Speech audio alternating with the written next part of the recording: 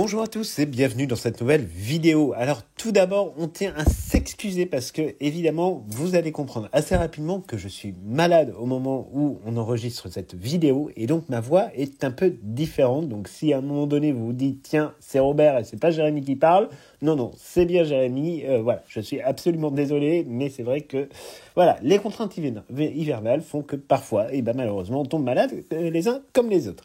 Bref, nous sommes heureux de vous retrouver en ce jour de Noël. D'abord pour vous souhaiter à tous et à toutes un très bon et saint Noël, en espérant que cette fête extraordinaire que nous célébrons depuis plus de 2000 ans sera le signe de très bons moments en famille, entre amis et remplis d'espérance. Noël, c'est probablement la fête que nous préférons. C'est aussi une fête qui va particulièrement bien avec l'univers, vous le savez, de Harry Potter. En effet, qui n'a jamais fait de marathon durant la période de Noël et durant ses vacances scolaires ou ses congés? On est presque tous devenus fans de cette période et c'est vrai qu'il y a une volonté toujours d'associer les films Harry Potter un peu à la période de Noël. C'est presque devenu un incontournable, même pour être tout à fait honnête, comme certains autres films, comme Maman j'ai raté l'avion ou autre. C'est vrai que Harry Potter va très très bien avec cette saison. Donc à cela, d'ailleurs, rien de bien surprenant car Noël vient finalement toujours tenir une place très importante dans Harry Potter et fait l'objet d'ailleurs de très nombreuses descriptions au fur et à mesure des différents romans de J.K. Rowling.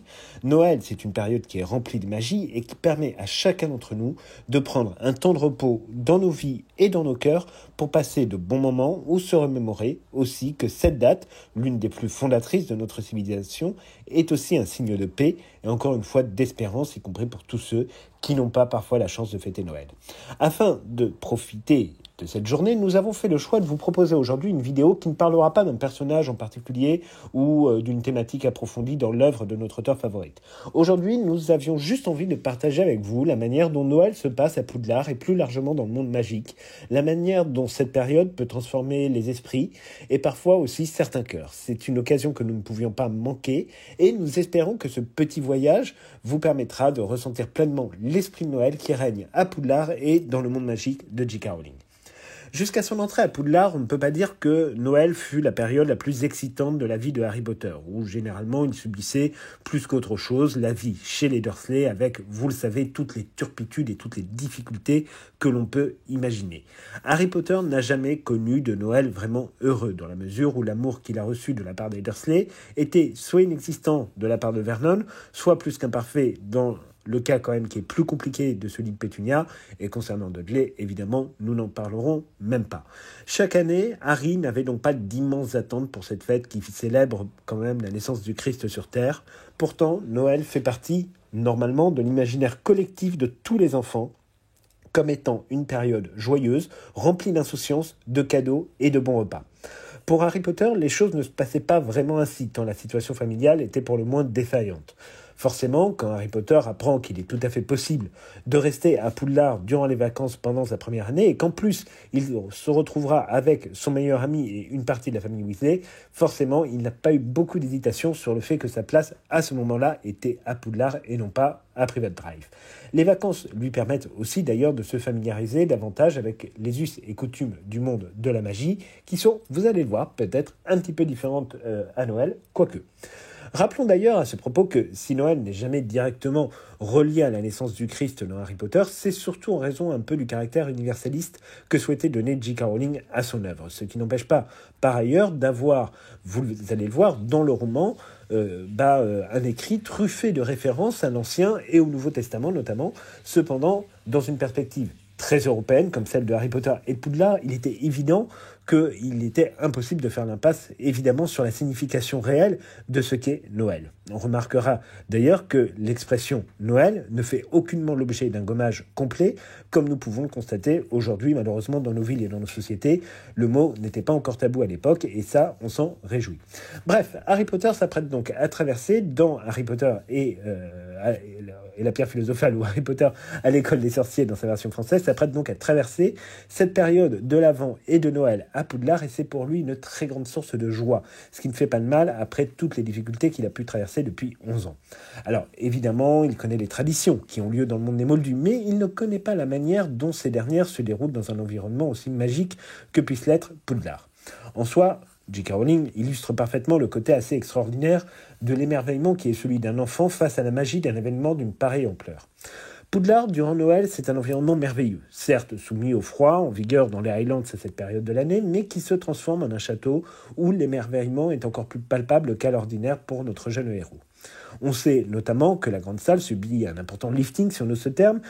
Plus d'une douzaine de sapins de Noël se dressent tout autour de la grande salle, avec des décorations que seuls les anglo-saxons ont d'ailleurs la capacité de faire. On est toujours absolument émerveillés parce qu'ils sont capables de faire, y compris dans les villes de Moldus, si on ose ce terme. On nous parle de glaçons scintillants, de chandelles allumées, de guirlandes, de boules d'or, etc. Enfin, tout est absolument magnifique et Poudlard se part de ses plus beaux atours. Les vacances de Noël sont relativement assez chill pour les élèves. On mange, on joue à des jeux de société comme les échecs version sorcier, tout en prenant le temps pour se reposer, discuter entre amis, enfin bref. La vie est quand même relativement belle. Et pour la première fois, Harry a le sentiment, dans son rapport à Ron et à ses frères, de faire partie d'une véritable famille, ce qui est quelque chose de très important, vous l'imaginez, pour lui. L'arrivée du jour de Noël, comme pour tout le monde, est signe d'une très grande fébrilité, même disons-le d'une certaine impatience. On sait que Harry Potter va se coucher assez tôt, dans l'attente non pas de cadeaux, car il n'en attend en fait plus au fur et à mesure des années, il a pris l'habitude, il a pris le pli, comme on dit, mais il sait que le jour de Noël sera une bonne journée et qu'il y aura un réveillon, notamment dans la grande salle. Dans cette pensée, en soi, on voit que Harry Potter est capable de comprendre que derrière Noël, il y a quelque chose de plus grand que les cadeaux et que le consumérisme. Il y a une bonne journée, il y a un réveillon avec les gens qu'on aime et qu'il apprend aussi à connaître. Et c'est évidemment ce qu'il y a de plus important au final dans sa perspective plutôt que l'idée des cadeaux. Le lendemain matin, Harry Potter va cependant avoir la surprise de trouver quelques cadeaux au réveil. C'est la première fois de sa vie qu'il en voit autant d'ailleurs. À cette occasion, Harry voit qu'il est aimé par des gens et des gens qu'il aime en retour. On notera par exemple les cadeaux de Hagrid ou de Molly Weasley qu'il ne connaît au final qu'à peine, ou encore même d'Hermione. Tout cela lui faisant oublier le cadeau relativement humiliant envoyé par les Dursley, à savoir une pièce de quelques centimes si nos souvenirs sont tout à fait exacts. Noël, avant tout, c'est le symbole de la vie, c'est le symbole de l'amour, et pour Harry Potter, c'est un peu la découverte des deux. Et ça, c'est quelque chose qui est très important. Alors, évidemment, on sait qu'il recevra aussi sa cape d'invisibilité, mais ce n'est pas le grand sujet de notre vidéo, quoique on va y revenir. On sait que Harry Potter va se retrouver donc un peu en famille avec les Weasley. D'ailleurs, les jumeaux ne manqueront pas de préciser que Noël, c'est une fête de famille devant l'attitude un peu hautaine prise par Percy Weasley. Une bonne manière de remettre les points sur les i ou l'église au milieu du village. En l'occurrence, on est un petit peu plus dans le thème. On sait que Harry Potter passera un très bon réveillon avec des plats, tous plus délicieux les uns que les autres. Même les professeurs présents sont à la fête, notamment Albus Dumbledore, qui se montrait sous un jour heureux et festif. Pareil pour le professeur McGonagall, qui sort de sa réserve toute écossaise, tout en gardant évidemment les bonnes convenances. Le reste de la journée se déroule dans de super perspectives pour un enfant de 11 ans, avec des batailles de boules de neige et des dégustations sucrées au programme. Harry Potter passe donc en gros le meilleur Noël de toute sa vie, de toute son existence, mais on sait qu'il est tout de même un peu préoccupé par le mystérieux cadeau reçu un peu plus tôt dans la journée, c'est-à-dire la cape d'invisibilité. On le sait, la cape d'invisibilité n'est pas un objet comme un autre. C'est même tout le contraire, elle est extraordinaire et dotée d'une puissance magique absolument inégalable. Ce qui est aussi important pour la psychologie du jeune enfant, qui est encore Harry Potter à cette époque-là, c'est que cette cape a appartenu à James Potter. Or, il faut se rappeler que des Potter, il ne reste absolument rien à Harry. On sait que les Dursley semblent ne rien avoir conservé, et en dehors d'un coffre à Gringotts bien garni, issu de la fortune familiale des Potter, Harry Potter n'a absolument aucun souvenir de ses parents. Le fait que ce cadeau arrive au moment hautement symbolique de la fête de la Nativité n'est pas quelque chose d'anodin pour le coup. La nuit de Noël, Harry Potter va donc éprouver cette cape d'invisibilité. D'abord pour se rendre dans la bibliothèque où il cherche l'identité du trop fameux Nicolas Flamel, mais les événements vont l'amener vers une autre pièce qui renferme, vous le savez, le fameux miroir d'Urizel. Miroir d'Urizel qui porte, on le sait, une drôle d'inscription rédigée à l'envers « Je ne montre pas ton visage, mais de ton cœur, le désir ». On sait que, dans le reflet qu'Harry Potter va apercevoir, c'est un reflet bien différent de celui qu'il a l'habitude de contempler. Du seul Harry Potter, il ne reste rien puisque l'image renvoyée par le miroir montre Harry Potter au cœur d'un groupe de personnes. Évidemment, c'est sa famille évidemment qu'il ne reconnaît pas instantanément, un peu à l'image d'un nouveau-né qui découvre ses parents pour la première fois. Mais en l'occurrence, il va apprendre à les reconnaître par des détails, par des similitudes de sa propre anatomie. Et donc, en cette nuit si symbolique de Noël, on apprend que le désir le plus cher au cœur de Harry Potter est de voir sa famille réunie. Quoi de plus naturel d'ailleurs pour un enfant orphelin presque de naissance de voir effectivement ce rêve on va dire, être espéré et être attendu. Mais il y a au-delà du décorum un véritable message que ce moment se déroule la nuit où précisément tous les miracles peuvent se produire. Alors, bien entendu, le miroir ne rend pas la vie, c'est évident, mais il permet à Harry Potter de rencontrer ce qui est peut-être désormais le souvenir le plus heureux qu'il puisse imaginer. Une image venue du passé et dont il n'avait absolument pas la trace depuis qu'il a été recueilli par les Dursley. La nuit de Noël est donc une nuit bien particulière. Évidemment, Harry Potter n'est pas en capacité de comprendre par lui-même le fonctionnement du miroir du Riséd, dans la mesure où il faudra que ce soit Albus Dumbledore lui-même qui lui permette de la comprendre par le biais de certaines explications. Mais le fait est que la dimension symbolique de la réunion de l'enfant et de ses parents un soir de Noël signe l'importance quand même de cette date dans l'idée de notre romancière favorite. Dans Harry Potter et la Chambre des Secrets, Noël prend aussi une tournure un peu particulière cette année-là, dans la mesure où se déroulent les sombres événements que l'on pense être rattachés à ce moment-là à la légende entourant la fondation de l'école et donc de la Chambre des Secrets. Plusieurs attaques ont déjà eu lieu et la situation semble quand même déjà échapper à peu près à tout contrôle. Harry, Ron et Hermione, dont on connaît les talents pour se mettre généralement dans les ennuis jusqu'au cou, ont fait le choix de mener l'enquête pour découvrir qui se cache derrière ces différentes attaques. Très rapidement, ils vont émettre l'hypothèse que Drago Malfoy peut être au courant de quelque chose qu'il dissimule. C'est à partir de ce moment-là qu'ils vont faire le choix de se lancer dans la fabrication du polynectar et les vacances de Noël semblent être la meilleure période pour l'utiliser. Étrangement, Malfoy ne repart pas chez lui durant les vacances cette année, ce qui paraissait en effet assez louche. Le trio décida donc également de rester à Poudlard. Bon, ce n'est pas comme si Harry Potter avait le choix, mais c'est vrai qu'il y avait un intérêt à ce que le trio soit présent dans cette période où traditionnellement l'école se vide. Une nouvelle attaque fera d'ailleurs bondir les réservations de dernière minute pour embarquer à bord du Poudlard Express pour rentrer à Londres. Mais rien ne fait varier Drago Malfoy de sa ligne. Noël, cette année-là, se déroule donc en tout petit comité dans la salle commune des Gryffondors, et on pourrait même dire dans une ambiance on ne peut plus familiale, dans la mesure où il ne reste que les Weasley, Hermione et Harry Potter. En réalité, ils sont désormais chacun en fait une partie d'une même et grande famille, et c'est ça qui est assez beau. Noël, cette année-là, fut également une année de cadeaux, nécessairement, même si on n'atteint pas le côté symbolique forcément de la cape d'invisibilité reçue dans les événements de Harry Potter à l'école des sorciers. Poudlard se part évidemment toujours de ses plus beaux atours. On sait même que Dumbledore se laissera aller entamer quelques cantiques repris par ses élèves. Alors, rappelons que les cantiques sont traditionnellement des prières réalisées sous forme de chants d'action de grâce, et nous sommes donc bien là dans le registre religieux. D'un point de vue biblique, on pourrait même rajouter qu'il s'agit d'un chant donné à Dieu et commun d'ailleurs aussi bien au christianisme qu'au judaïsme dans cette période de Noël. La racine latine de cantique ne laisse d'ailleurs absolument aucune place au doute, puisque la racine latine vient du latin donc canticum. Cantique signifie littéralement chant ecclésiastique. Dumbledore chante donc des chants probablement se rapportant à la nativité au moment du repas de Noël dans la grande salle, ce qui donne là aussi une certaine mesure quand même de l'événement.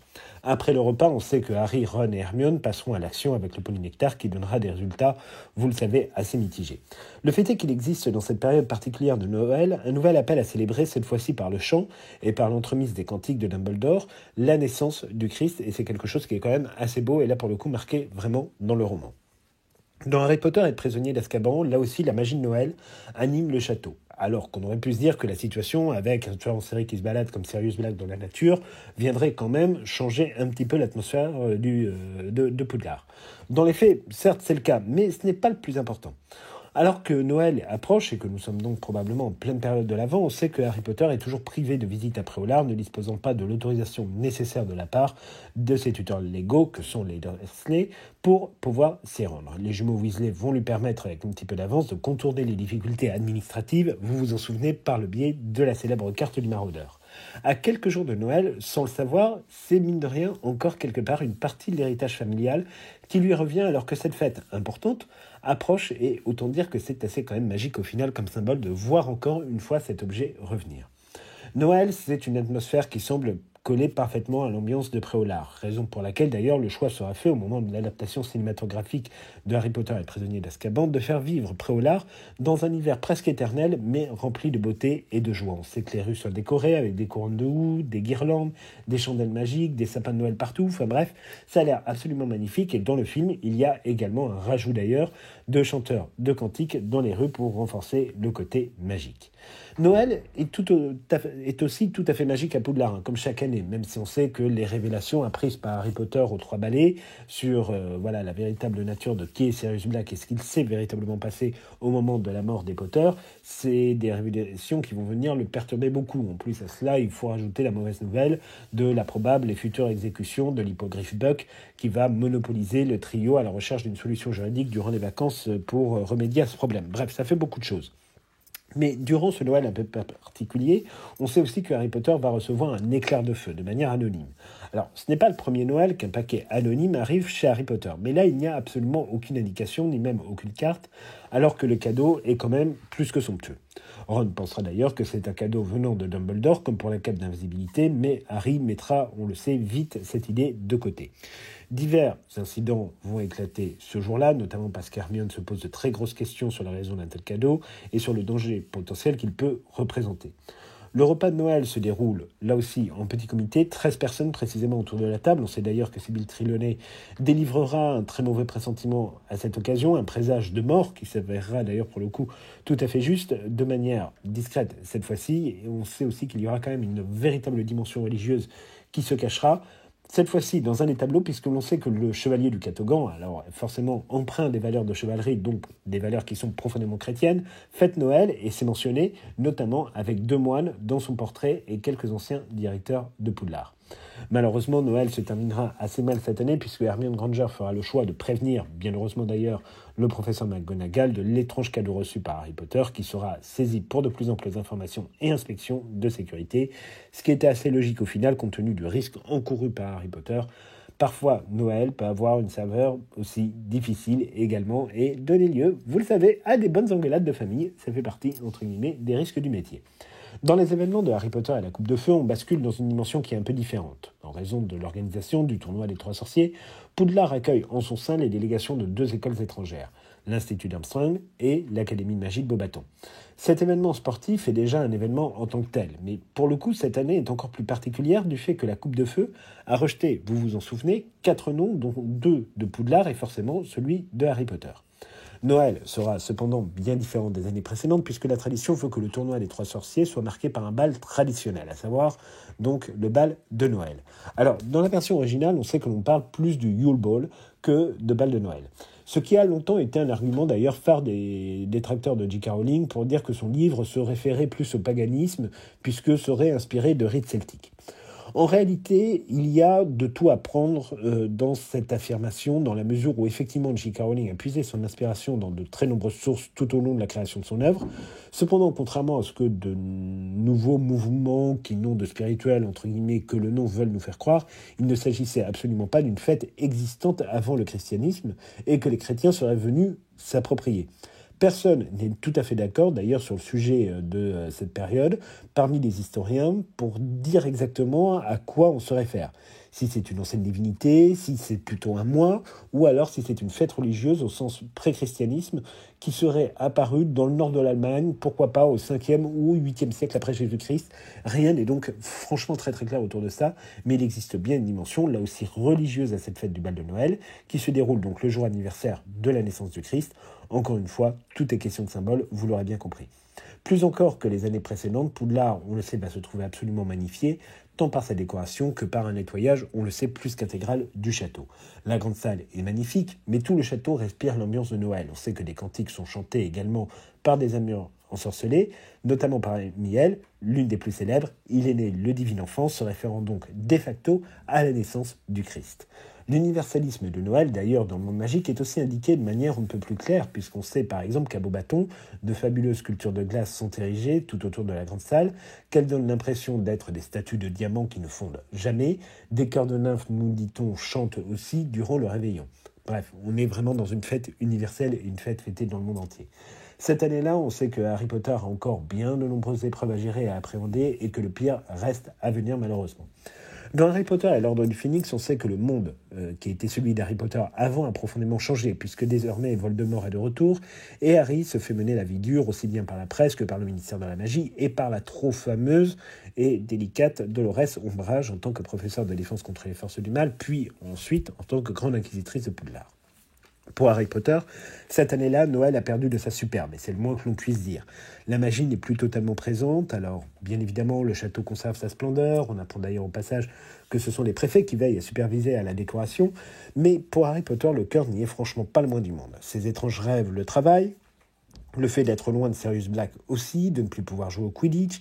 La mort de Cédric Diggory lui pèse évidemment encore beaucoup dessus. Il n'y avait pas beaucoup de raisons pour que, entre guillemets, il passe de bonnes fêtes de Noël.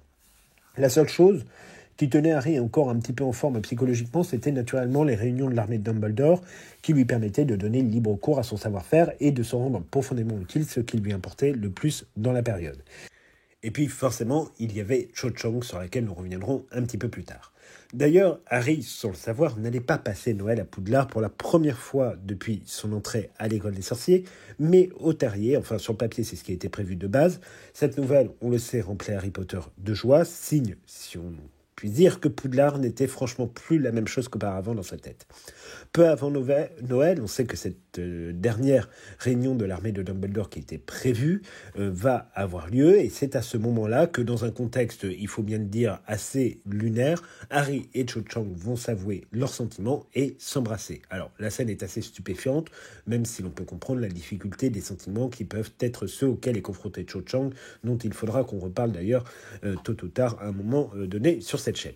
Malheureusement, il n'y aura pas assez de temps véritablement pour que Harry Potter se repose sur cette situation qui aurait pu être un des points les plus importants de son existence de jeune adolescent.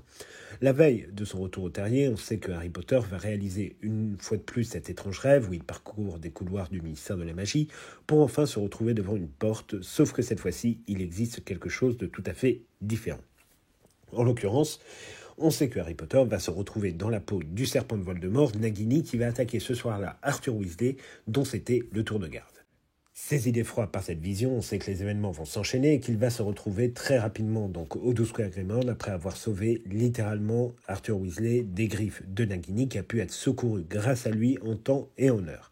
Noël se déroulera donc dans la très noble et ancienne Maison des Black au grand plaisir de Sirius qui trouve enfin un peu de compagnie dans un contexte certes difficile et malheureux mais qui évidemment lui permet quand même de rompre un petit peu avec sa solitude.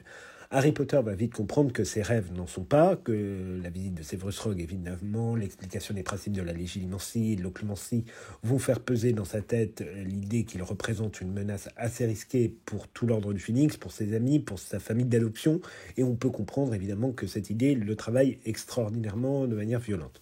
Placé sous protection, on sait que Harry Potter va passer les vacances en demi-teinte pour ce Noël particulier. On sait que la maison va être décorée par Sirius Black, qui lui aussi entonne des cantiques pour l'occasion, c'est précisé. Là aussi, on retrouve donc cette trace chrétienne. Même dans une maison, nous aurions presque pu penser que l'âme du Christ n'y serait probablement pas la bienvenue, mais le Christ est plus fort que tout et même la mort, donc au final, ça passe tranquille.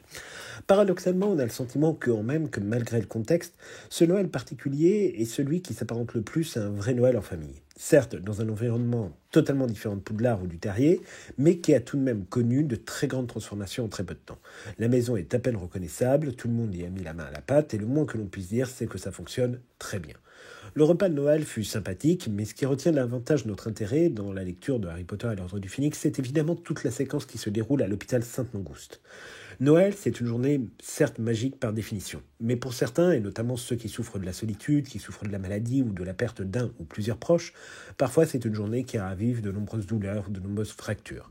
Douleurs ou fractures contre lesquelles il faut savoir lutter et trouver en soi les capacités de surmonter les difficultés, y compris dans des signes qui peuvent parfois être les plus anodins. Et J.K. Rowling le montre d'ailleurs parfaitement dans l'échange très étrange et très symbolique entre Neville et sa mère, dont on sait que l'esprit n'est déjà malheureusement plus totalement là. On le voit aussi dans la manière dont Harry Potter fait preuve d'une certaine forme de pitié, mais aussi de miséricorde, ce qui est très important à Noël. Et parfois, dans les petits gestes, dans les petites attentions, se cachent des trésors d'humanité, et c'est ce qu'il va démontrer avec beaucoup d'aplomb et de beauté dans l'attitude du personnage de Neville et dans cette interaction qu'il a donc avec sa maman, Alice Londubat. Rowling nous montre donc un Noël qui est assez différent de ce qu'on a l'habitude de voir habituellement, probablement inspiré en grande partie de sa vie et de la maladie dont était atteinte sa maman, à savoir la sclérose en plaques, mais il y a dans la fragilité une grande source d'inspiration et d'humanité. Rappelons d'ailleurs que la figure du Christ est empreinte de la même fragilité en cette nuit de Noël alors qu'il vient au monde dans une étable. Et on voit donc bien la logique en fait derrière tout cela et que cette fragilité en fait est quelque chose de vraiment important et à prendre en considération pour cette nuit particulière. Dans Harry Potter et le Prince de Sang-Mêlé, on sait d'emblée que Noël se déroulera cette année-là au Terrier. Après tout, il n'y a plus aucune raison d'aller au 12 Square Grimmauld après la mort de Sirius Black, dont Harry peine à se remettre pour des raisons que l'on peut évidemment comprendre et qui sont tout à fait évidentes. On sent que Harry Potter est dans une perspective très différente cette année, dans la mesure où Harry est préparé par Albus Dumbledore à mieux comprendre son ennemi, à plus en apprendre sur lui et sur le rôle qu'il sera amené à jouer prochainement dans la bataille qu'il opposera à Lord Voldemort. Alors, bien évidemment, il n'y a pas que, on va dire, cette dimension un peu... on va dire triste et veille de combat. Il y a aussi une ambiance propre à Poudlard qui se met en place chaque année. Alors cette année en plus il y a le club lancé par Slughorn et sa réception de Noël, mais autant dire que ce n'est pas nécessairement le moment charnière de cette année dans le livre. Noël cette année-là se passe au Terrier, mais n'a pas la même tonalité là non plus que les années précédentes avec les Weasley. La situation de Percy Weasley, la rupture familiale consommée, qui est celle donc de cette famille où Percy Weasley a fait le choix de suivre plutôt le ministère de la magie plutôt que de se rapprocher de ses parents, a plongé, on se souvient, Molly dans une tristesse absolument infinie. Rémus Lupin n'est pas dans une grande forme, Tonks est relativement absente. Bref, entre guillemets, c'est franchement pas la joie. Et quand le ministre de la magie débarque avec Percy dans ses valises le matin de Noël, Molly croit véritablement à ce moment-là à la magie de Noël. En réalité, soyons honnêtes, rien ne se passera absolument comme prévu et il y aura plus de casse qu'autre chose. Rowling explore, à travers Harry Potter et le Prince de Sang-Mêlé, la difficulté des Noëls dans les familles divisées. Peu de références chrétiennes d'ailleurs dans cette année particulière, si ce n'est en réalité la capacité de Molly à tout pardonner à son fils par amour. Mais pour le reste, on se contentera d'une soirée mouvementée et on va dire, quand Harry Potter et les Weasley rentreront à Poudlard, du récit aussi de la soirée mouvementée de Violette, la grosse dame du tableau de Gryffondor, qui a passé, on le sait, son Noël avec des moines à vider un tonneau de vin de 500 d'âge à Poudlard, donc et qui est relativement, on va dire, joyeuse. Dans Harry Potter et les reliques de la mort, Noël n'est pas du tout dans l'esprit de nos personnages qui sont en fuite, vous vous en souvenez à ce moment-là, à la recherche des Horcruxes. Le trio a explosé, Harry Potter et Hermione Granger sont désormais seuls et ne savent plus vraiment en réalité à quel saint se vouer. Ils vont donc se tourner vers Godric Solo à la recherche de nouveaux indices qui pourraient les conduire éventuellement vers des pistes les menant aux Horcruxes. Harry Potter n'était jamais revenu, en tout cas pas depuis son enfance, et c'est donc forcément quelque chose de très symbolique de revenir dans la ville qu'il a vu naître et dans la ville où ont vécu et malheureusement péri ses parents. Noël était une période totalement absente de l'esprit de deux héros qui sont encore une fois dans une errance très particulière cette année-là, et ils auraient pu franchement passer totalement à côté de cette période et c'est compréhensible. Pourtant, en arrivant à Godric Solo, ce qui frappe immédiatement dans le récit écrit par J.K. Rowling, c'est l'église. L'église qui est décrite comme étant, je cite, une petite église dont les vitraux brillaient comme des joyaux. Et c'est au travers en fait de cette église et du chant de Noël qui s'élève à l'intérieur que nos deux amis se reconnectent à Noël et à sa puissance symbolique. Revenir là où tout a commencé pour Harry, à ce moment-là de l'histoire, est extraordinairement effectivement symbolique, d'autant plus dans cette nuit de Noël. C'est donc rythmé par les chants de Noël que nos deux amis vont partir à la recherche de la tombe des parents de Harry Potter. On sait qu'ils trouveront d'abord la tombe des Dumbledore, en tout cas de Kendra et d'Ariana. Aurelius doit être enterré ailleurs. La tombe d'ailleurs porte l'inscription d'une des paroles de l'Évangile, selon saint Matthieu, où l'apôtre du Christ retrace l'un des discours de Jésus, l'un des plus monumentaux, si on peut utiliser ce terme. C'est un moment très particulier d'ailleurs de la vie publique du Christ, puisque c'est un extrait, ni plus ni moins, du fameux sermon sur la montagne. Par cette phrase, Jésus entend rappeler à son audience et à tous ceux qui croient en lui que les choses qui sont chéries dans nos cœurs sont celles pour lesquelles nous sommes vraiment prêts à nous engager. Il appelle tous les croyants à valoriser, à chérir les choses qui seront tournées vers l'éternité, vers le salut des uns et des autres. Alors, cette phrase d'ailleurs qui est absolument magique, c'est car là où est ton trésor, là aussi sera ton cœur. Alors, elle est dans un contexte qui est particulier, puisque c'est au cœur du message du Christ qui va effectivement expliquer, ouvrez les guillemets, amassez-vous des trésors dans le ciel où la teigne et la rouille ne détruisent point, et où les voleurs ne percent ni ne dérobent, car là où est ton trésor, là aussi sera ton cœur. Cette phrase, elle est absolument phénoménale et elle est extraordinairement importante dans la logique, entre guillemets, de l'évangile selon saint Matthieu, parce que c'est une invitation, en fait, qui figure dans Matthieu 6, 21, si vous voulez la référence exacte, à réfléchir à ce que nous valorisons le plus dans nos vies, car tout ce à quoi nous attachons de la valeur captivera en fait notre cœur, nos pensées et sera un guide pour notre action. C'est aussi une invitation particulièrement frappante à orienter notre cœur vers des trésors qui ont une valeur d'éternité et non pas une valeur, par exemple, monétaire ou, on va dire, une valeur terrestre. Au final, la promesse derrière cette invitation, c'est le royaume des cieux. Et la référence, elle est pour le coup assez parlante dans le cadre, évidemment, de cette épigraphe qui est laissée sur la tombe des Dumbledore. Quand Harry Potter et Hermione Granger vont trouver enfin la tombe des Potter, là aussi c'est encore un autre message de l'Évangile que nous trouvons, plus précisément un extrait de la première lettre de saint Paul apôtre aux Corinthiens, qui fait partie donc du Nouveau Testament. C'est le dernier ennemi qui sera détruit, c'est la mort. Alors, ce passage s'inscrit dans un contexte bien particulier et dans une dimension, là aussi, qui est très forte du message délivré par le Christ. En l'occurrence, on sait que Jésus, lui, a déjà vaincu la mort par sa résurrection au moment où la première lettre de saint Paul apôtre aux Corinthiens est rédigée. Cette victoire mémorable, c'est une source d'espérance pour tous les croyants qui attendent, eux aussi, leur propre résurrection après la mort. Alors, traditionnellement, on peut accoler cette citation à d'autres en provenance de l'Évangile selon saint Jean, notamment dans l'Apocalypse, au moment où on comprend rapidement qu'à la fin des temps, Jésus viendra pour vaincre la mort et la renverra donc aux enfers pour mettre fin à cette période-là. Et dans le contexte de Noël, forcément, cette vision peut étonner. Et pourtant, elle trouve toute sa place. Car Noël, c'est une espérance. Et quelle plus belle espérance que celle de la nuit de Noël, de la naissance du Christ, et plus tard d'ailleurs de sa résurrection. Cette vision de Noël, c'est une vision qui est particulièrement frappante et qui est particulièrement touchante. D'ailleurs, Hermione avait la capacité de comprendre sur le moment ce message. Harry un petit peu moins dans la mesure où il vivait un moment qui était particulièrement traumatisant pour lui, un moment qui n'était pas attendu et qui forcément le renvoie à beaucoup de choses très douloureuses.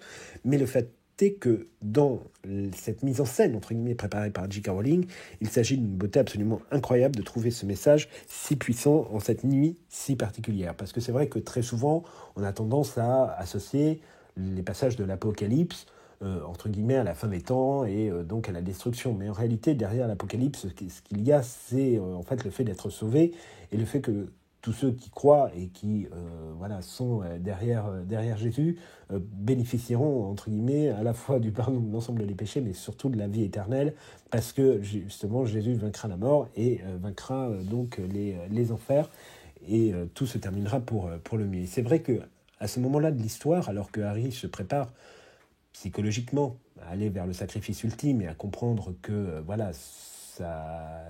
on va dire le salut de son âme comme le salut de ses proches ne pourra passer que par le sacrifice de sa propre vie, c'est vrai que c'est quelque chose qui est très important et qui forcément apparaît à ce moment-là comme étant un guide pour amener Harry Potter vers malheureusement la décision qui va être la sienne, mais qui va lui permettre lui aussi de vaincre la mort, de connaître la résurrection et donc de mettre fin à la présence du mal, en l'occurrence de Voldemort, qui est le diable incarné, et donc quelque part de refermer, peut-être brièvement, la porte des enfers, une bonne fois pour toutes, grâce au fait justement qu'il ait choisi de suivre ce chemin de l'évangile que J.K. Rowling a glissé donc, dans cette nuit de Noël très particulière, où encore une fois on sait que, même c'est d'ailleurs très bien montré dans l'adaptation cinématographique, et c'est dommage que ça ne figure pas dans le CD et dans l'album du film, mais pendant toute cette séquence, on entend les chants de Noël à l'arrière qui vraiment guident le personnage vers effectivement ce destin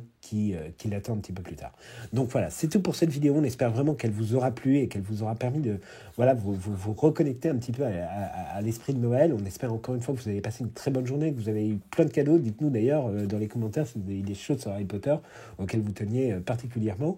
Dites-nous aussi évidemment ce que vous avez pensé de cette vidéo. On espère franchement vraiment qu'elle vous aura plu. Alors vous l'aurez compris, à cause de ma voix, vous n'avez pas eu la vidéo de samedi dernier, qui était un petit cadeau de Noël en avance. Mais du coup, vous aurez un petit cadeau de Noël en retard samedi, normalement, parce que j'espère que ma voix se sera un petit peu rétablie. En tout cas, on va tout faire pour. Et donc, on se retrouve la semaine prochaine pour la première vidéo de l'année 2025. Et ça va bientôt faire 4 ans qu'on est ensemble. Et ça, c'est absolument incroyable. Vraiment, vous êtes de plus en plus nombreux à nous rejoindre sur cette chaîne. Et on verra ensemble la semaine prochaine ce que toute l'année 2025 a à promettre pour Harry Potter, et vous le verrez qu'il y a encore vraiment plein de choses positives qui arrivent, et qu'on espère vraiment que ce sera une année qui sera absolument magique, et que vous continuerez à nous accompagner. Mais voilà, en attendant, on va conclure cette vidéo donc par vous souhaiter encore une fois à vous et à tous vos proches un très joyeux et très saint Noël, et on espère donc vous retrouver en pleine forme dès samedi pour un petit cadeau de Noël en retard, et donc l'année prochaine pour réussir entre guillemets à deviner et à imaginer à quoi va pouvoir ressembler l'année 2025, qui sera une année extraordinairement charnière dans le monde de Harry Potter. Donc on vous laisse ici, et on se retrouve donc très bientôt pour plein de nouvelles vidéos.